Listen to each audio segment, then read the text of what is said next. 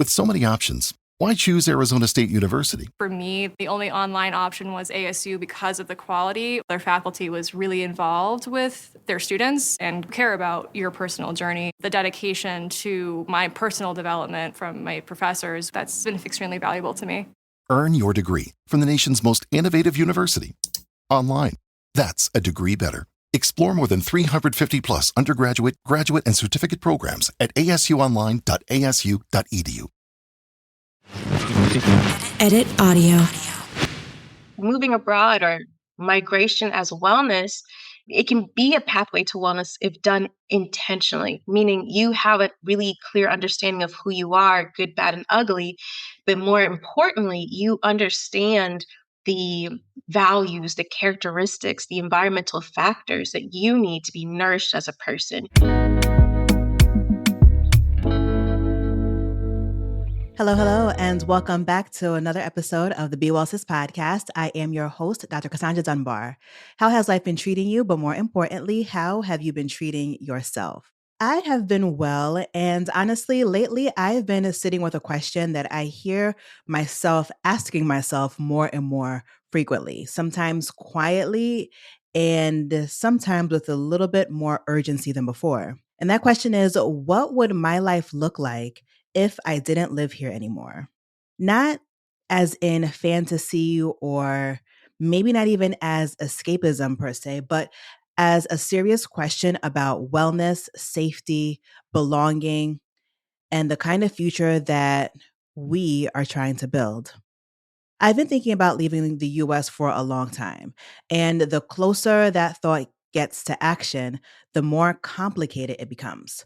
Moving abroad isn't just simply about, plane tickets or cheaper cost of living or better weather. It also involves systems and identity.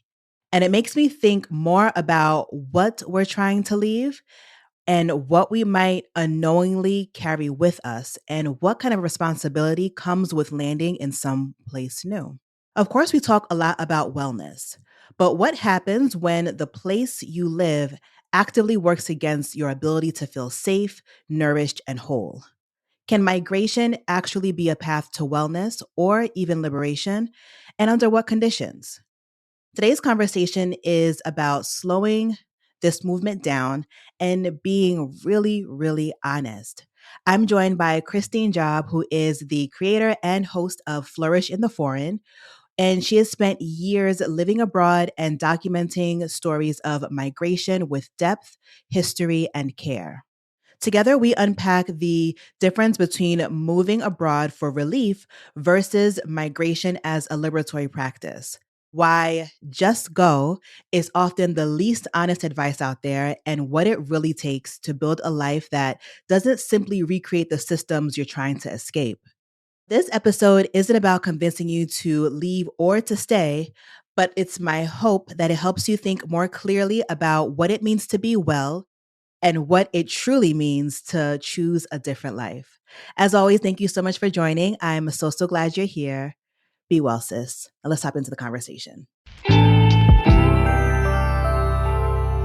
I've been thinking about this conversation for like a long time, especially as things have been ramping up over here. I'm not even sure what it looks like from the outside looking in to this dumpster fire.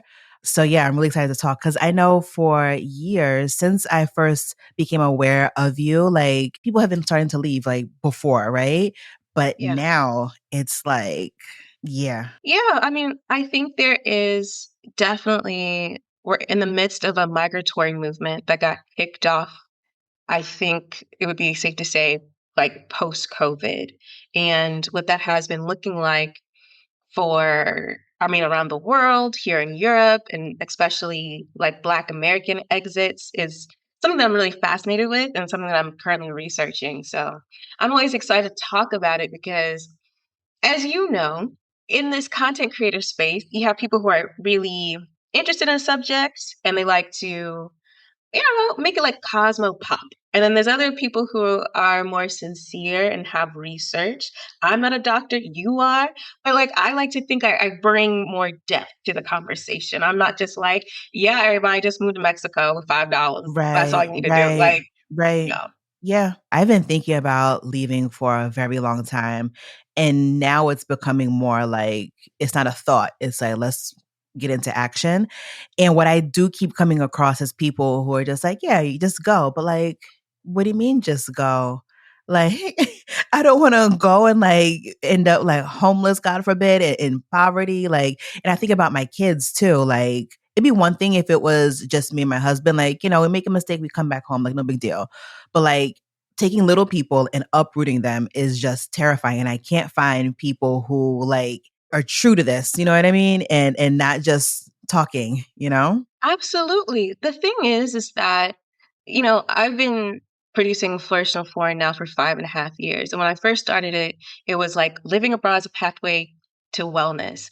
And as I've been in this subject and learned, and I have over 150 episodes, my own language has shifted. I think that's important for us to Mm, talk about. It's a call a thing. Like, yes, I live abroad. I'm an immigrant. And what I've been engaging in is migration. And the stories that I capture are migration stories, or migration journeys. And there's many different types of migration. And I think we have to interrogate why people steer clear from calling themselves migrants, migration, and only want to be called mm, expats and living abroad, right?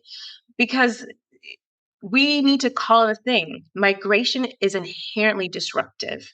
You are changing your lineage. I don't have kids by choice. I don't plan on having kids, and I still have changed my lineage by deciding to live outside of my home country, right? And outside of even my country of heritage, which would be Trinidad and Tobago. Like, mhm, I've changed that. mhm, And when it comes to kids, when it comes to just living, when it comes to sustainability and longevity outside of your home country, outside of your cultural context, you have to think about it with intention. It's about deep contemplation. And I think it's important for people to know, which kind of grinds people's gears, especially I think Black Americans, because just because, we're Black American, second class citizens in our own country.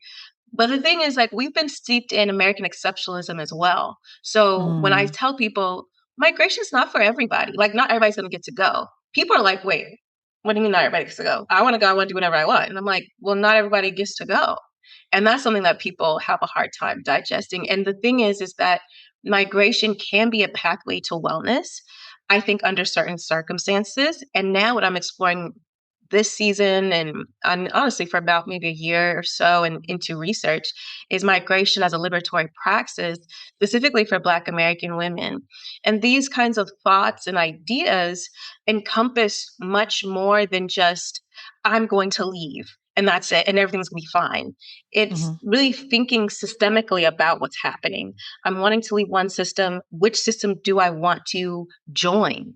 What society do I want to join? What am I going to contribute to this society? How is this society and this experience going to not only benefit me, but nourish my lineage, things like that. And I mean, I understand why people don't necessarily think about it like that. United States is a very exhausting place. It's not a mhm. place that really nurtures deep contemplation, because you just got to go, go, go. It's a place Yep, in which community that I think a lot of people see in other parts of the world, like, I want that, I want that. Community has been chopped up and yep. sold back to us, but not in any way to be a remedy because it's capitalism. They can't cure what ails you. They have to just satiate you just a little bit so that you can continuously buy, right? Which, Oof. is an issue, which goes to, Yeah, your topic about wellness. They're not trying to cure you or really no. make you whole. They're trying to sell you an idea of wellness, quick fixes, aesthetics, and it goes beyond that so much. So I think your instinct to be like hesitant or just at least you want to think it through more is it's the correct um, instinct because I always tell people, if living abroad was just like, oh, just move abroad and da da da. I'm like, you would have been done that. You would be bicontinental. Like you would be like that. You're like, yeah, sometimes I'm in Europe and sometimes I'm over here. But you're not, Yeah, So yeah. that should also tell you a lot about this experience. Now, I say that doesn't mean that it's scary or it's impossible and, only certain few. I have a whole compilation called Black Motherhood Abroad, Black Healthcare Abroad, Black Pregnancy Abroad, all these other types of compilations. So people can hear different perspectives because this is the thing. Blackness isn't monolithic. Womanhood isn't monolithic. Family systems aren't monolithic. And so this is an opportunity for people to be really serious and interested in who they are and to be like, who am I in my Blackness? Who am I in my womanhood? Who am I in my family structure? And what do I need to be nourished? And then seek out those societies, those cultures that are going to nourish you. But another thing, and then I'll shut up because, I can yap. Stop. I can yap. I'm sorry. But another thing is that people have to recognize, especially I think Black Americans, yes, in the United States, we're second-class citizens, and that's not up for debate. I don't want to hear people talk about Oprah and Beyonce. Like, this is like those are like literally the exceptions to the rule, right? Yeah. And so because of our experience in the United States, a lot of times people don't feel the privilege of being an American until they're outside of the country. And once they feel that, they can, it could be intoxicating because you're like, but I'm Black. Like, no, you're American. No, you're one of the good ones, right? And that's something for people to have to manage in their own ways. But also, we have to be mindful that even though we may not feel American within our country, how we move and are and around the world is very American. And so I always tell people, there's migration as a pathway to wellness. There's migration as liberation. Those are two different things. They could work together. But for example, people move to maybe Mexico City or Lisbon or even Accra, and they don't realize that they're also exporting American imperialism and the ways that they move and they try to integrate or not integrate into community. That can be problematic. That can definitely be an obstacle to community, to belonging, to integration. And I think people have to think about that. And it's hard because I think as Black Americans, we're like, but I'm tired. Why I gotta think about somebody else? I'm trying to survive. I'm trying to live, but I gotta think about other people. People don't think about me and all this other stuff.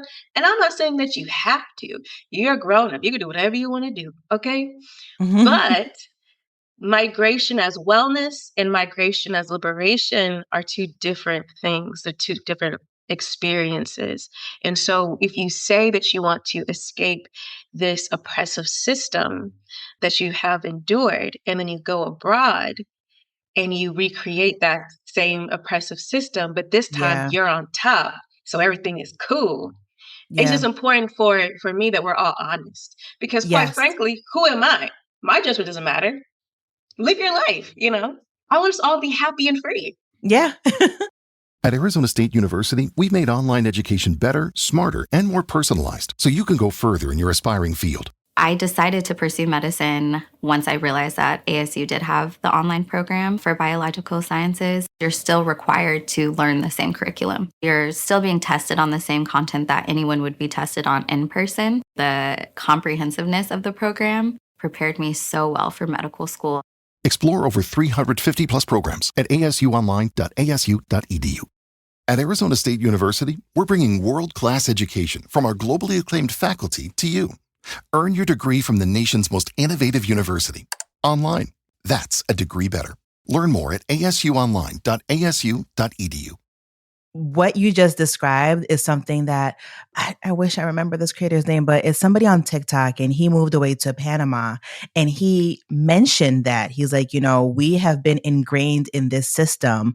And while we have not been on top in this system, when we move away, we bring a lot of that system and that systemic thinking wherever we go. And it's really important to interrogate ourselves as to how am I moving about the cabin, which is wherever we go, and am I bringing ideals and expectations that are American elsewhere. So things like business hours and, how things, bureaucracy, like how fast or slowly things work. Are we imposing our expectation from here over there? And it's really important not to go with this colonized mind elsewhere too, to your point. We're going to essentially be the oppressor in ways, right? Absolutely. And I think that's hard for us to consider, but it Mm-hmm. is truthful. I mean, when we think about, when I was on Facebook like that, I would see people, and especially like in the Move Abroad, Facebook groups, I would see people saying, where's a place that has a beach, good healthcare, a good education,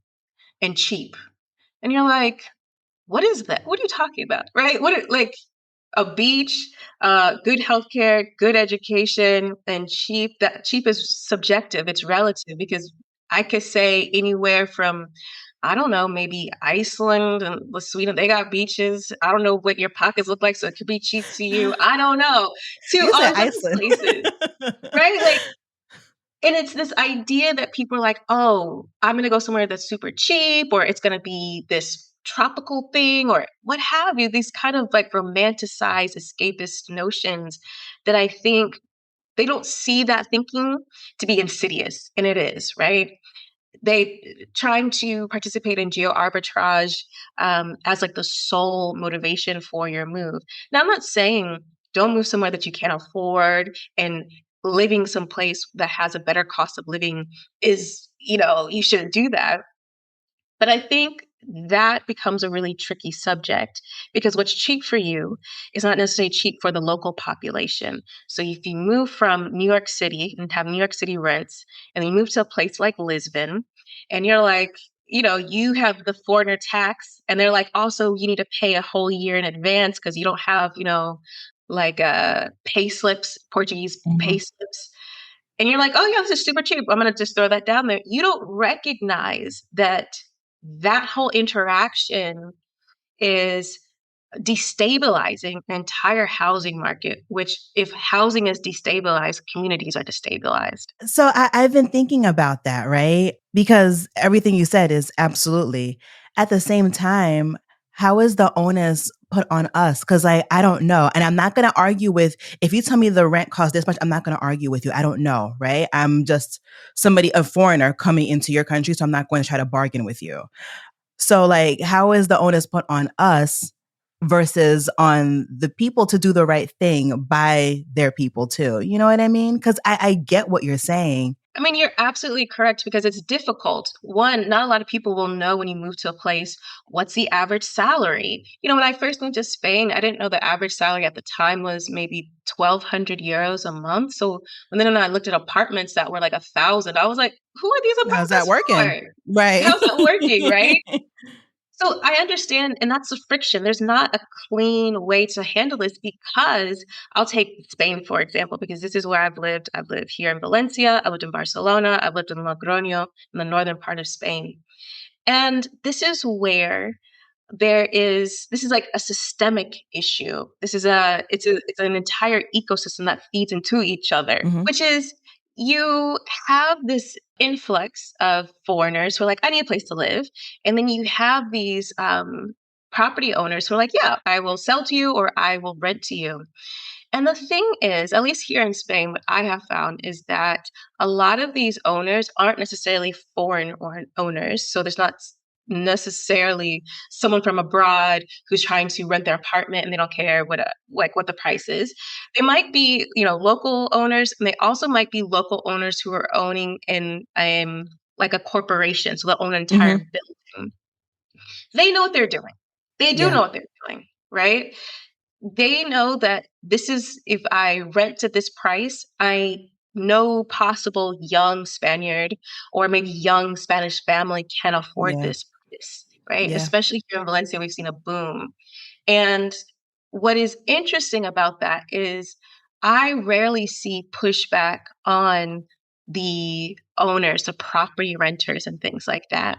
The argument a lot in media and things like that is like, foreigners shouldn't come.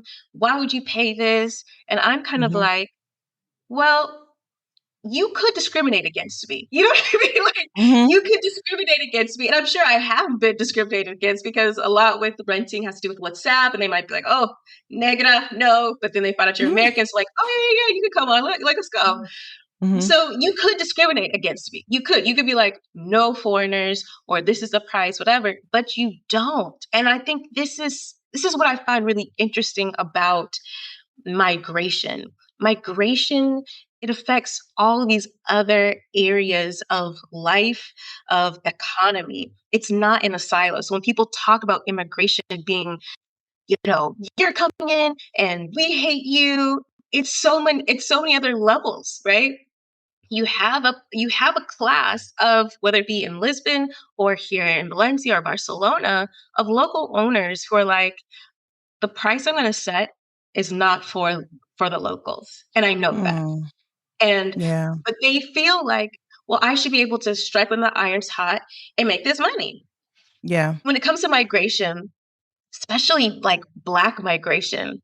Here in Europe, when they talk about Black migration, they're really talking about people who are coming over via boats. And that's a whole other conversation. They're rarely thinking about Black migration coming over via planes, as what we would call voluntary migration, lifestyle migration at Mhm. all, right? Yeah. Although they will complain about it. They see that as a largely white migratory movement.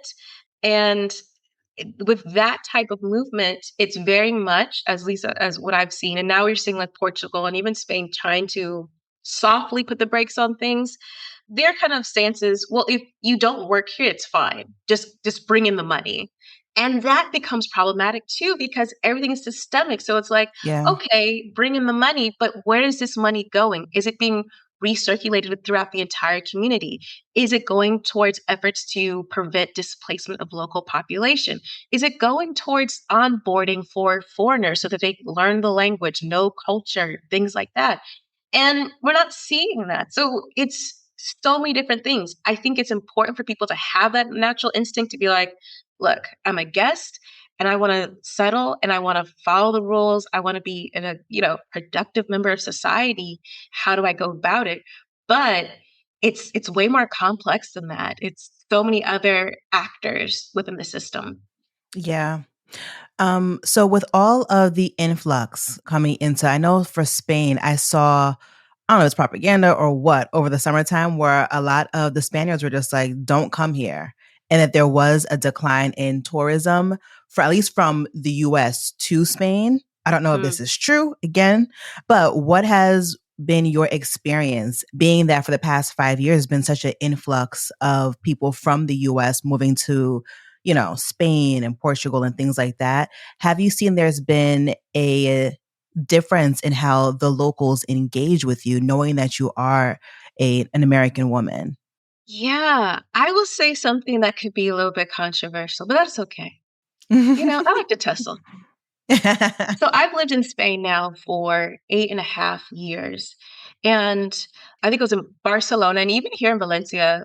Yeah, a couple of weeks ago, there was like a tourists go home, guiris, which is kind of a derogatory term for foreigners, go home. Mhm. And then in Barcelona, of course, there was that thing where they were throwing water balloons at tourists in a very touristy part of Barcelona to tell them to go away. Um, the thing is that the resentment towards tourism and even foreigners has been growing for many, many years. Mhm. I think that some of it is deserved because I think there's an arrogance that people do come into places they think are beneath them. And I want to give some context to this.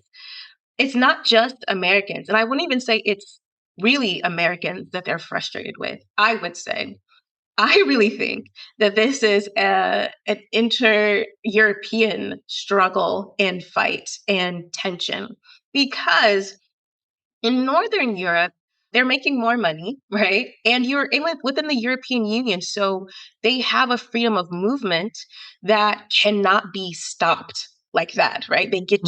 They get to move anywhere.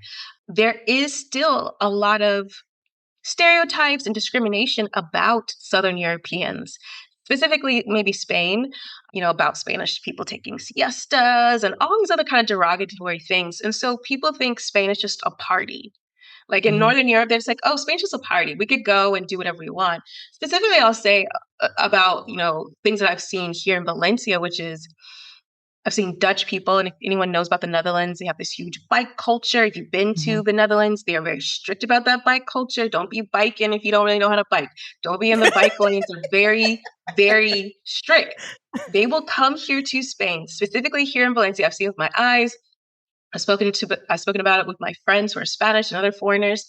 They do not care about our bike laws or bike lanes. They operate with an arrogance that is, I think, is shocking. Yeah. They don't care. They don't care. And so I can understand how Spanish people feel like, what the heck? They feel invaded. Perhaps colonized would be too strong, but that's a whole other thing about colonizers and being colonized and whatever. That's a whole other conversation. This isn't new. This isn't even new from COVID, because I moved to Spain before COVID. There were still graffiti saying tourists go home, giddies go home, because people were already moving. I think that Americans have a bad reputation around the world because of our government, and generally, Americans are seen as easy targets. I think it's because of American dominance in media. People see us and things like that. So they're like, oh, Americans. It's like a social thing to gang up on Americans. They're like, oh, Americans, you're so stupid, whatever. Right. However, I will say I think it's different for Black Americans, or at least Black American women. I have never had anyone say I was... Yeah, let's talk about that. Yeah. I've never had anyone say I was stupid. I've never had anyone be like, oh, you're just so American derogatory. I've always had people delight in my Americanness. I've had people be like, oh yeah, that is kind of American, Christine. I've never had that experience, but also I'm not a white American. I think also is that even though people consume a lot of American media, maybe Black media, they don't really know us as a people. They consume us, but they don't know us. And so I haven't had any of those issues. I haven't had anyone be like, go back to where you come from, anywhere. Usually because people don't know where I'm from. They can't place me until they hear my accent. And they're like, wait, where are you from? And I always say, I'm from Atlanta, which is that's my test to be like, how worldly are you? Yeah. You know what I mean? And how do you know Atlanta if you know it? The older people might be like, Atlanta? You mean Africa? And I'm like, okay, yeah, originally Africa. Or they'll be like, oh, Atlanta, Coca-Cola. And I'm like, okay, so you know some things. And the younger people will be like, oh, Childish Gambino, Atlanta. Is it really like that? And I'm like, well, Atlanta is a whimsical, quirky place. So yes, it is, but Atlanta is not real. yeah. But I think that's what's so interesting about my show, Flourish Foreign, is that I like to ask the guests about how their identity within Blackness and womanhood has evolved with their time abroad. Because as we know, especially when it comes to race is a social construct. So how you are perceived and received within your original home society can be vastly different how it's received in a different society, right? Here in Spain, no one's like, oh, Christine, you're so smart, or you're so articulate, or anything like that. People are just like, you're dazzling, and we enjoy you. If they do. I'm not saying everyone in Spain loves me. I'm not going to say that. But it's a different experience, and it's quite unique, I will say. So I've been in nesting mode at the top of the year. Nothing too crazy, just a few little upgrades that make life feel a bit more luxurious.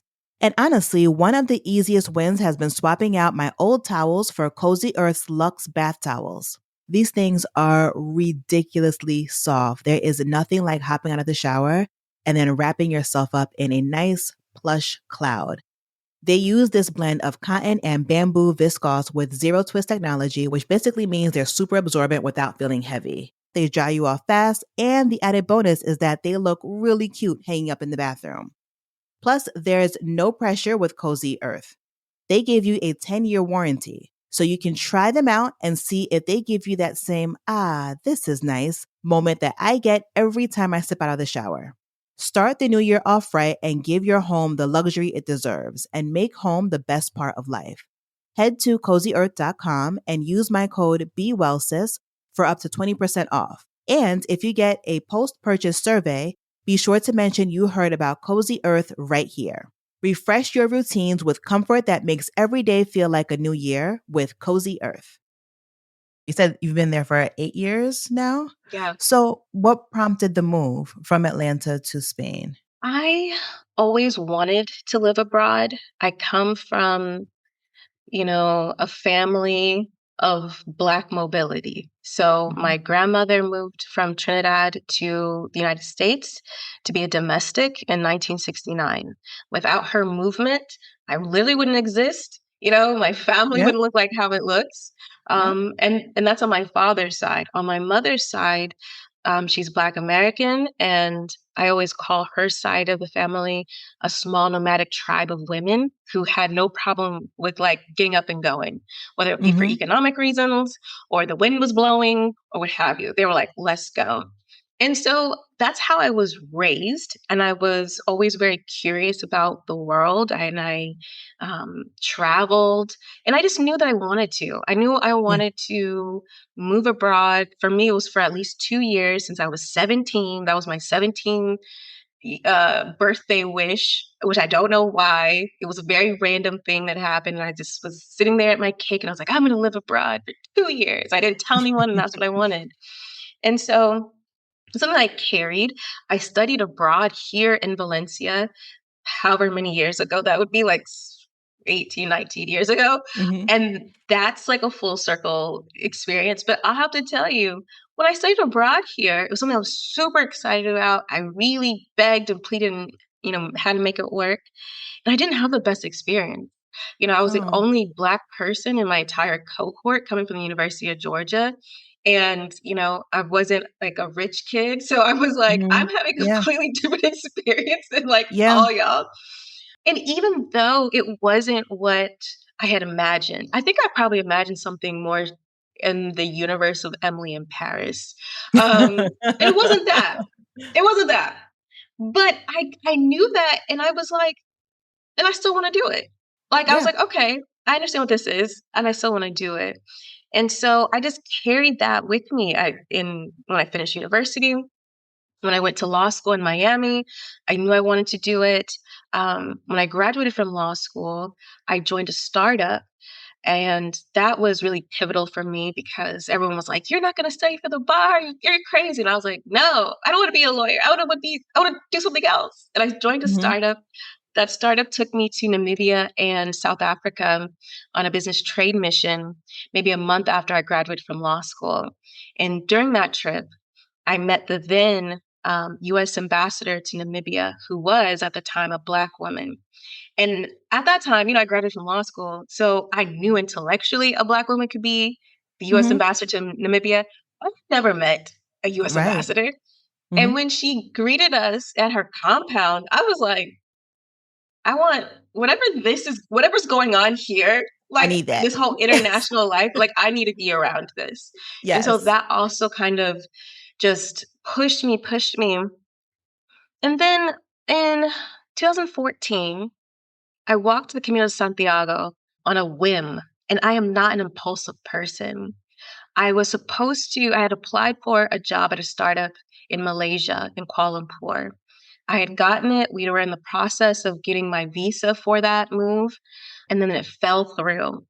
And I was devastated. I felt so like embarrassed. I had told my friends, I was like, see ya. I'm not going to see you for a while. I'm going to Southeast Asia. Like I was so like mortified. I didn't know what to do with myself. The thought of walking the Camino de Santiago, which had been planted by a friend earlier that year, came through really strong for me. And I had never experienced anything like that before, of like something was like, you gotta do this. And the more that I researched about it, I was like, oh no, because I wasn't an outdoorsy person. Let me explain. The Camino de Santiago is a pilgrimage across Spain where you typically walk, you can bike, you can even like ride a donkey or a horse. That's like old school, but you walk across Spain and you end up in Galicia, which is on the Atlantic coast side of Spain. And so I was outdoorsy in the way that, like, I like to have brunch on a terrace, like, not like I don't hike like that. Like, I hike in the way that I hike for 30 minutes and go back to my car. You know what I'm saying? Mhm, mhm. So when it came up, I was like, "Oh, I can't do this." I made up all these excuses, and I was on a forum looking at it because I was like, "I don't know what this is. I don't know why it won't leave me." And I saw there was this like it was like an old school forum too, like this grandmother who was like, "This will be my 18th Camino, and I'm Oh, wow. 85 years old." And I was like, "Oh," and I was like Granny can do it. 26, 27. Yeah. Right. I was like, "Oh, I can't let Granny outdo me." And I just had to do it. And so I booked a ticket to Bordeaux, France. And I, like, within like 3 weeks or a month, I was walking the Camino de Santiago. I didn't know anything about it. It was crazy. I'm usually like, I'm a researcher. Like, I Yes. like to look things up. I ended up, because the starting point for the Camino Frances, that's one particular route, is in Saint-Jean-Pied-de-Port. And when I got there, people were like, "Yeah, I've been doing this for like I've been training for this for years and whatever." And I'm just sitting there quietly like, I don't even know what I'm getting myself into. I don't even know what I'm getting myself into. That first stage, day one, you go up the French side of the Pyrenees and you come down into the Spanish side of the Pyrenees. I was young, and I had supple knees. And I was like, I was walking it being like, "You don't know what the hell you are doing, girl. You got How this many hours a backpack." day? It was like 6 hours a day of walking, sometimes 8, depending on how far I would go. Wow.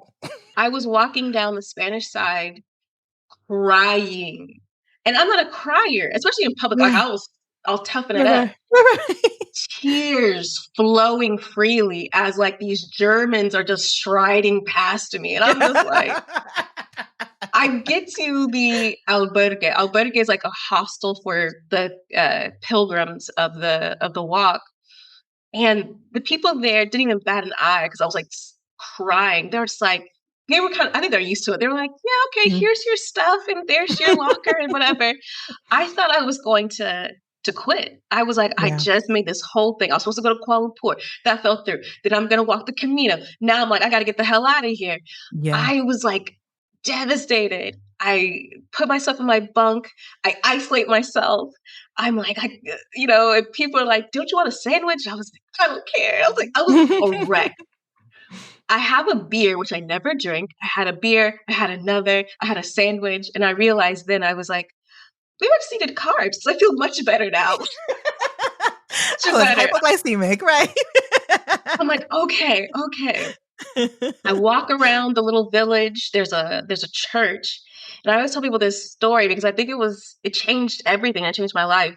I walk into the church, the priest, it's a Catholic cathedral. I'm not Catholic.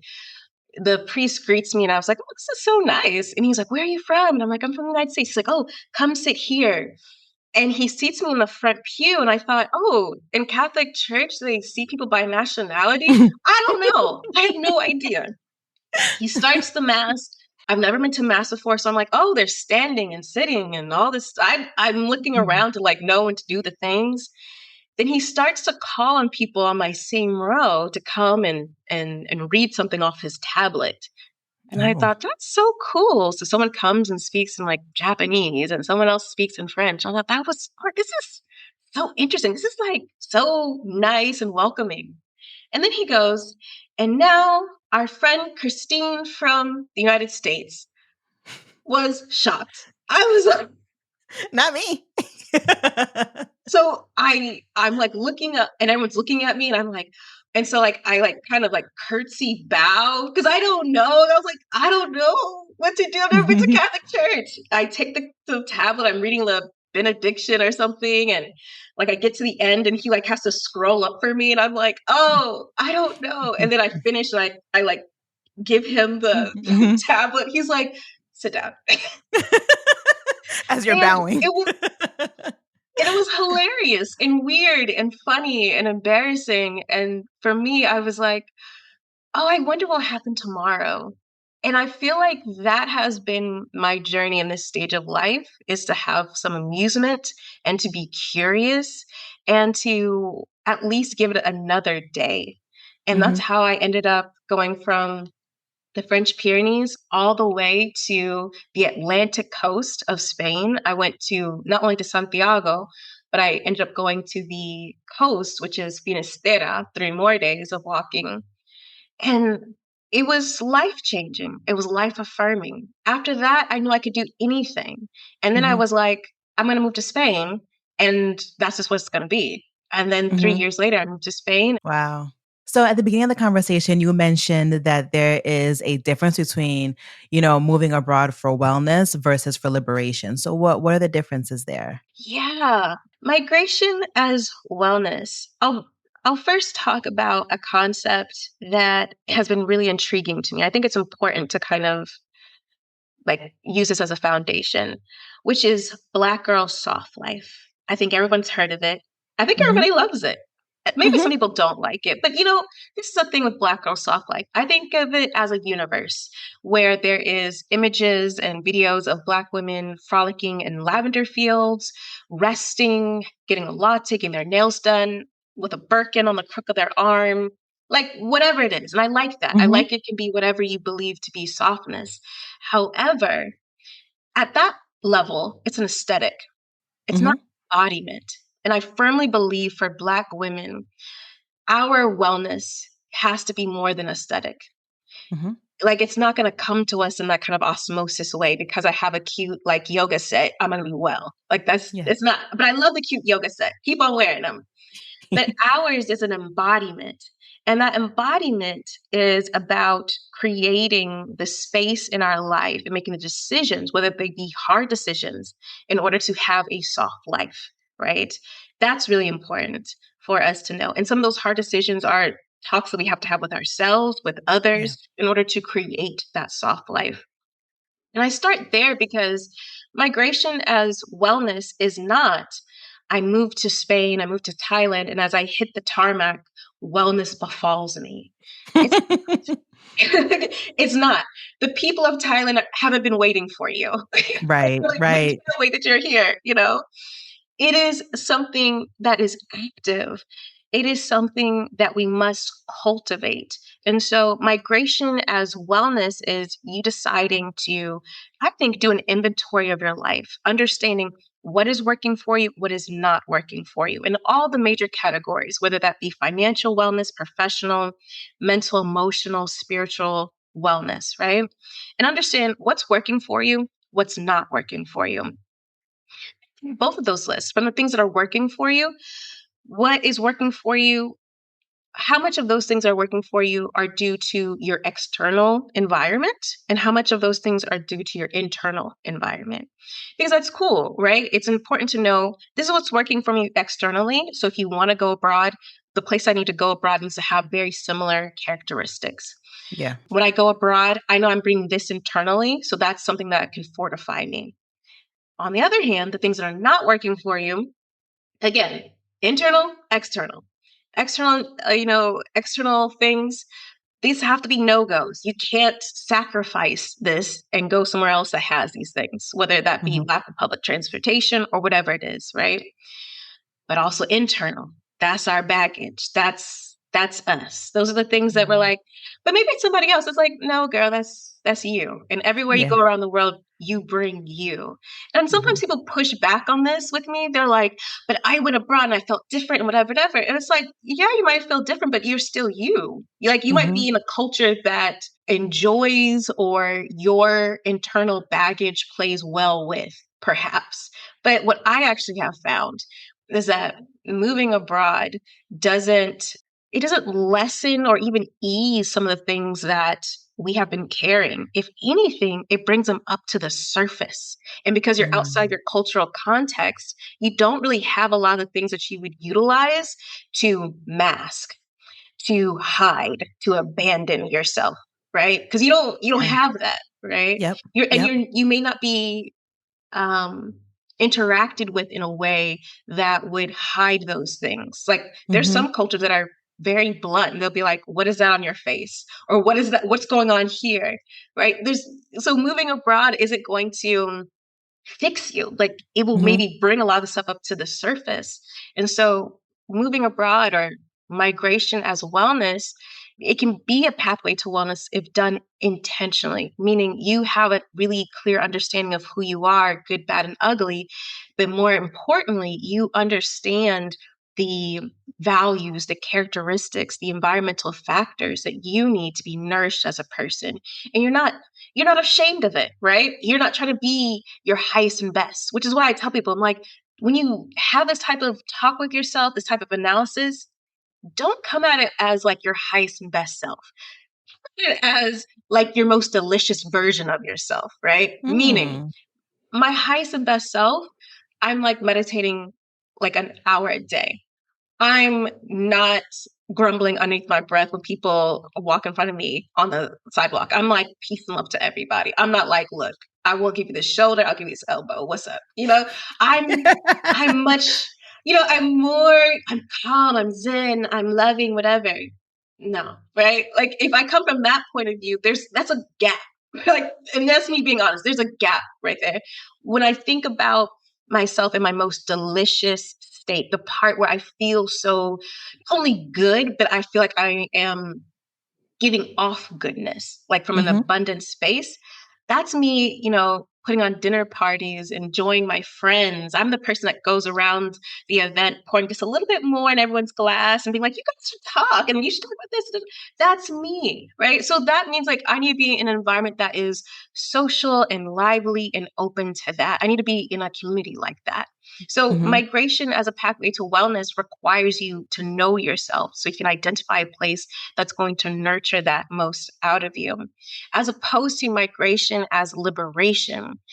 What I have been researching and really trying to theorize is migration as a liberatory praxis is fundamentally understanding that you are leaving an oppressive system not to join another oppressive system. And we can have a conversation about capitalism being everywhere and things like that. But it's fundamentally being open and curious about building and dreaming and building a new way of life and community. It's not about I'm going to go abroad and this time I'm going to be on top. It's about I want to live in a way in which it is sustainable, it is full of longevity, and it is respectful of culture, of where I'm landing and who I am. To me, migration is a pathway to wellness. You can feel better, right? You can have a better pregnancy experience, a better delivery experience. You can have a safer experience for your children at school. You can have lower blood pressure for sure. That's stuff that you can self-report, and you can still be on top of the local population. Whereas I believe migration as a liberatory praxis encompasses all the things that migration as wellness has, with an eye to community, local population, and true integration. Because to me, migration as wellness, you could live on top of it and you could kind of go back home if you ever want to. I think migration as a liberatory praxis has a bit more commitment, that you're committed to a place, you're committed to a people, you're committed to unbecoming and unlearning so that you might become more within community. For the greater good for everyone. And so I think it's different. I think they can all coexist, but it requires a different way of thinking and moving. And I'll also say this. It's okay if you want to move abroad because you're like, I'm tired and I can't be thinking about nobody else except for me right now. I'm going to tell you that right now. I think this is where I think there's levels to it. You can move abroad and you're like, I need relief. I need respite. I need to be left alone. That's where I think also comes in like Black Girl Soft Life. Because Black Girl Soft Life to me is, it's soft, it's smooth, it's frictionless. And sometimes you need that, right? But after a while, once you've caught your breath, once you are, sorted, like you're like, okay, I understand what's going on. I know what I need. I invite people to go deeper, explore migration as liberatory practice, but also explore what I've been writing about, and I haven't published it yet, but I will. a sumptuous life is what I'm calling it. So from Black Girl Soft Life is like level 1. The next level is a sumptuous life. A sumptuous life is a life that can handle and invites the different textures of life, which can Mm. cause friction, right? So instead of Mhm. everything needing to be smooth and frictionless and glass so that you can regulate your nervous system, you're now able to handle different textures like velvet, right? Which is very Mhm. nice. But if run your finger on velvet really, fast, you could maybe get a rug burn, right? Like Mhm. you gotta Mhm. relax. Mhm. But now you come to a place of regulation and perhaps even just self-knowledge and self-determination where you understand the rate in which you can run your fingers in within this velvet to savor it, to understand it, to enjoy it. You don't need everything to be sweet. You don't need just Mhm. chocolate bonbons. You can appreciate the bitter and the salt because you are now at a level that you can understand. You can regulate it for yourself so that you can have a deeper life, a life of depth, sumptuous life, which I think this is what I'm still kind of exploring, right? When I think Mhm. about flourishing in the foreign, a sumptuous life, a life in which that you can perhaps bear fruit within you that you never knew existed inside of you. Yeah. So, I don't know. I might be a little bit biased, but I feel like Black American women are more so primed for that because I feel like the experience that we've had here, no matter what we do and how well we do it, there's going to be that friction, right? That's not of our doing a lot of the times. And because of the way we're socialized to be, even though we're in this individualistic and very capitalist like centric society where we're socialized to be in community, whatever that means. So I think whenever we go abroad, I think one of the reasons why we tend to do well is because we, after we take take a beat to like regather ourselves, regroup, restore ourselves, we're ready to like be part of community. And I was seeing there were protests over the summertime in Mexico City. They were like enough with the gringos. I don't know if it was just Americans, if it was also Europeans, but the people in Mexico City in this particular area were just fed up. I think with prices of like rent, whether it was commercial rent as well as like residential rent. And there was this Black woman and she was asking somebody like, just interviewing them essentially. And he was like, no, not y'all, not Black women. Cause like you guys come here, you try to learn our language, you make yourself part of our communities and you're not trying to take over anything. So he's like, no, not you. Like your other country mates. absolutely. I mean, I think you probably have heard of the white British guy who came to Mexico City and was like, Ain't no bread Mexico doesn't culture. have no bread culture, and I'm going to create. And I was like, because people are Hmm. always wanting British cuisine all around the world. Like, Okay. it's out of control. And a couple of months ago, I wrote on my Substack an essay called, it's on silent brain drain. And basically, I just talked Hmm. about, over the summer, there was a lot of, hubbub about the possible brain drain due to the H-1B1 visas being changed in the United States. And I was like, but what about the silent brain drain that's happening already? And it's not Hello. just of like the intellect and the STEM, which is so important, right? But of Black women, specifically highly educated Black women, because I only know Yep. this anecdotally through my show and through the environments that I'm in. But what I'm seeing is like there are Black, highly educated women, women that hold more than one degree. They're Yep. fairly entrepreneurial. These are the women that are leaving. And I'm really curious about, I mean, ideally I'd love to do a research study on this, but what Mhm. would happen if, or what's happening when Black girl magic gets explanted and replanted elsewhere because it's something that no one's talking about. It's also not a priority to the United States government because the United It's States government not. doesn't even track. It doesn't track its citizens abroad. I would love the demographics of who's leaving, where they're going. It's not. So No. I'm fascinated. I know anecdotally of all these women that I've interviewed, where they land, what they do in their communities, and it's fascinating their impact. But I mean, that's just how we are. When we think about, to your point, Black American women have to navigate systems for education, higher education that were not designed for us, that are actively trying to keep us out, but and still we persevere. And then we graduate and people are like, yeah, you're qualified, but I'm going to move the goalposts. So then we become entrepreneurs. And so we have this amazing array of talent and education and experience and sensitivity that a lot of people don't have, right? We're able to like read rooms and body language very quickly. And so we go abroad and we're able to cultivate community, friendship, and businesses. And it's fascinating. It's something that I would love to study. I would love, love, love to do that. If you do study it, let me know how I can be a part, how I can like share with my community, all of the things. So where can the people find you? You guys can find me at flourishandtheflorin.com. That's my podcast. My podcast is available across all podcast platforms, so check it out. Season 7 is coming soon. You can learn more about me and all the things that I do, from business development to podcast strategy to research, at christinejob.com. Beautiful. And I will, of course, have all of that down below in the show notes. Please go ahead and listen to the podcast if you aren't already. And of course, go visit the website so you can see how you can possibly work with Christine and see her work as well. Thank you for listening to this episode of Be Well Sis. If you'd like to get in touch with us, there's a link in the show notes. Be Well Sis is hosted by me, Dr. Cassandre Dunbar, and produced by Edit Audio. Don't forget to hit follow so you never miss an episode. Until next time, be well, sis.